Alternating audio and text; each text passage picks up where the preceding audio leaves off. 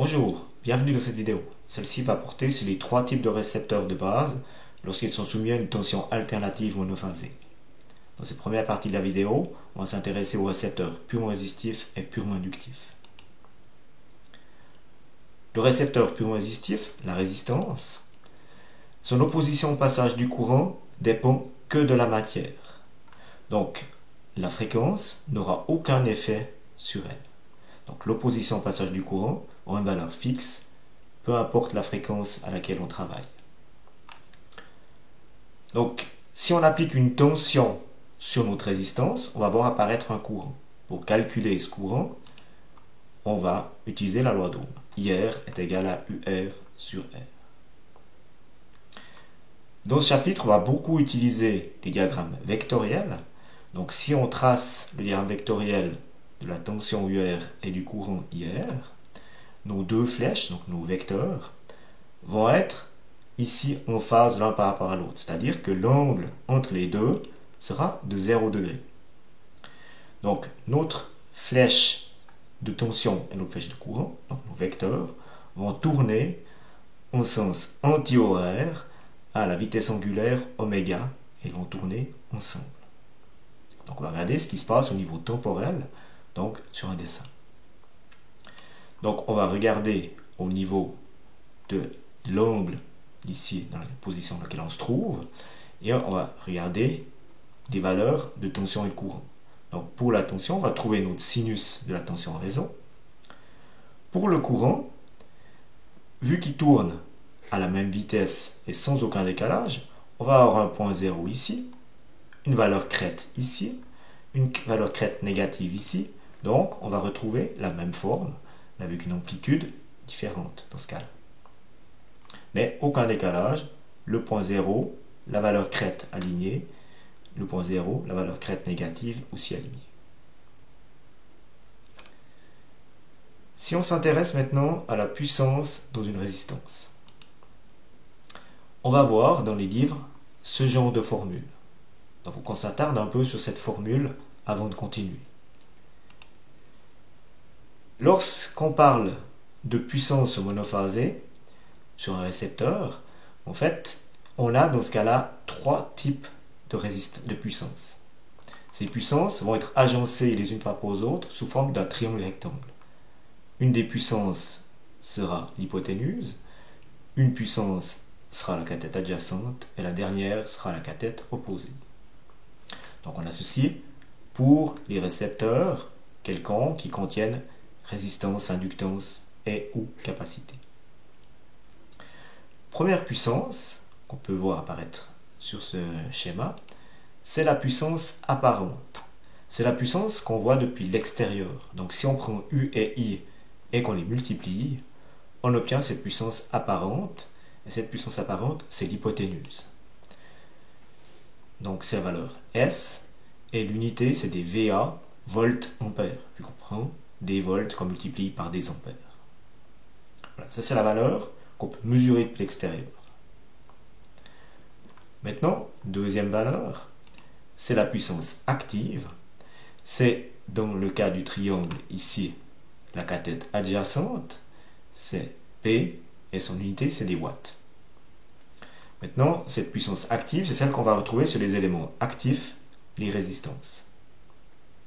Donc pour passer de la puissance qu'on voit depuis l'extérieur, S, à la puissance active, en fait, vu qu'on a la cathète adjacente, on va utiliser le cosinus. Donc P sera égal à S fois cosinus phi, donc U fois I fois cosinus phi. Et c'est la formule qu'on vient de voir. Troisième côté de notre triangle, ce côté ici, c'est la puissance réactive. C'est la valeur qui est présente sur les éléments réactifs que sont les inductances et les capacités. Donc cette puissance réactive, Q, aura comme unité des VAR, c'est des volts ampères réactifs. Attention, en minuscule. Et vu que c'est la cathète opposée, c'est le sinus qui va lier S, qui est la puissance qu'on voit depuis l'extérieur, ici, donc l'hypoténuse à la cathète opposée. Dans ce cas-là, Q sera égal à S fois sinus phi ou U fois I fois sinus phi. Voilà, donc on va revenir à notre résistance. Ici, on avait cette formule-là. Donc, dans le cas d'un récepteur purement résistif, et seulement dans ce cas-là, on a un angle phi qui vaut 0 degré. Donc on a un triangle particulier où en fait on a P et S qui sont identiques et on a ici la partie verticale Q qui n'existe pas. Elle vaut 0. Donc le cosinus de 0, ça vaut 1. Donc on peut simplifier cette formule-là et on va obtenir ceci. P c'est égal à UR fois IR, c'est égal à U carré, UR carré sur R, et c'est égal à R fois IR au carré. Et c'est aussi égal à S, ce qu'on voit ici sur ce diagramme vectoriel. Et on voit aussi que la puissance réactive vaut 0, vu que la puissance réactive elle est sur les éléments réactifs, et que la résistance est un élément actif. Maintenant, si on trace cette puissance, P, qui est égale à S, dans ce cas-là, on aura ici, vu qu'on a U fois I, 0 fois 0, ça nous fera 0. Ici, on va retrouver 0 et encore 0 ici. Ensuite, dans cette plage ici, on aura positif fois positif, ça nous fera quelque chose de positif. Ici, négatif fois négatif, ça nous fera aussi quelque chose de négatif. De positif, excusez-moi. Donc, on voit ici que la puissance est tout le temps positive. Et la fréquence est doublée par rapport à la tension. Dernier point, on peut calculer l'énergie en faisant la puissance active fois le temps. Donc on obtiendra une énergie active. Voilà pour le premier récepteur, le récepteur résistif. Maintenant, on va passer au deuxième récepteur, le récepteur purement inductif. Le récepteur purement inductif, c'est la bobine ou l'inductance, L.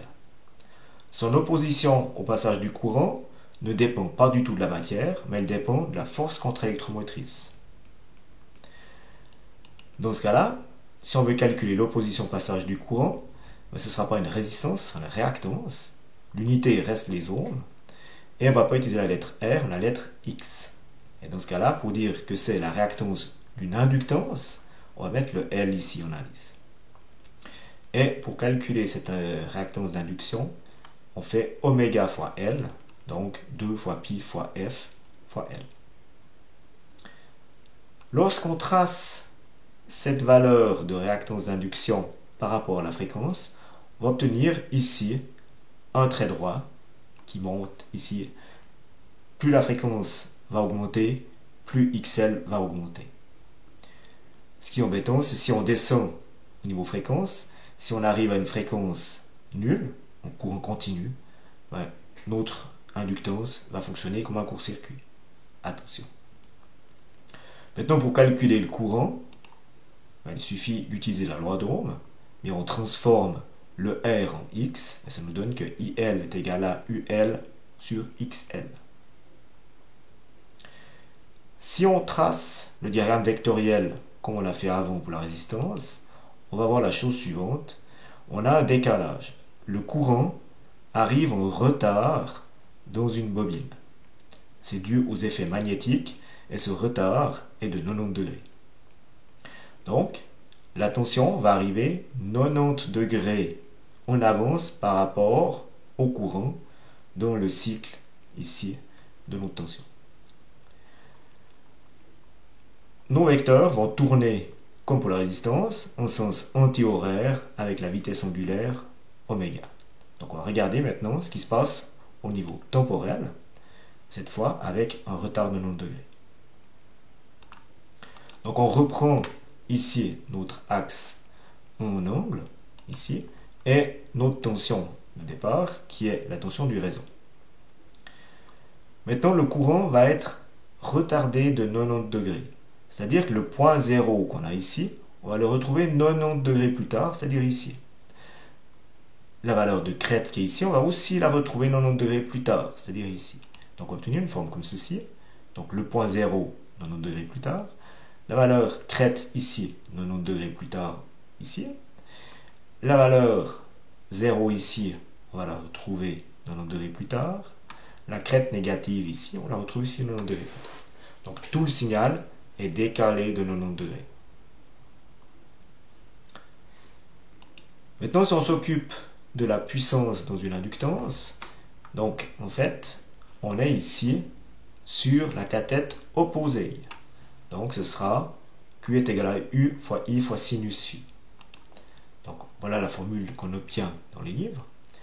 Et en fait, dans le cas particulier, et que dans ce cas-là, si on est purement inductif, en fait, on a un angle phi de 90 degrés.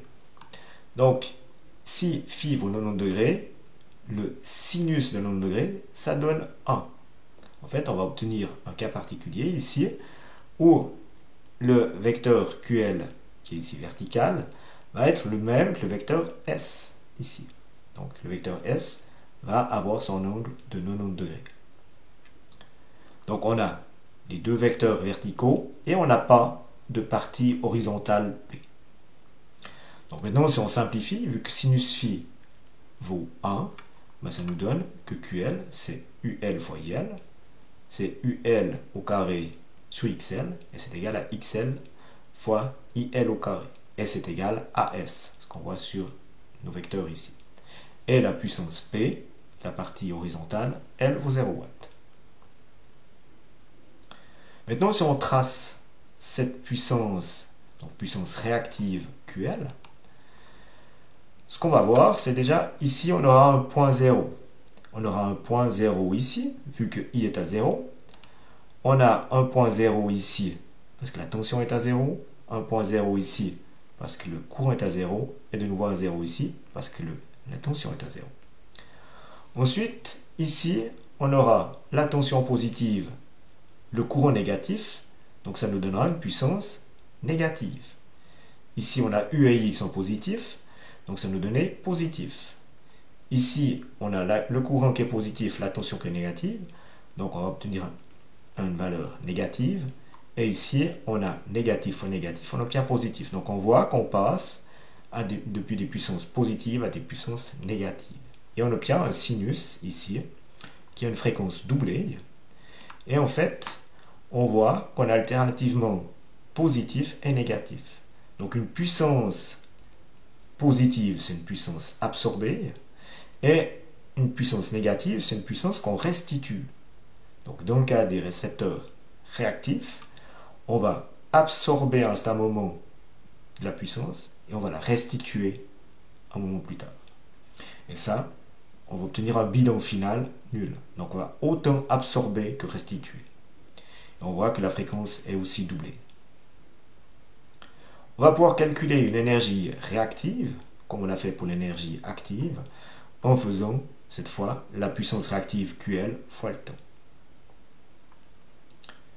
Voilà, dans la prochaine vidéo, on va regarder le récepteur purement capacitif et, chose intéressante, on va comparer les trois récepteurs. Voilà, je vous remercie pour votre attention, je vous souhaite une bonne journée. Au revoir.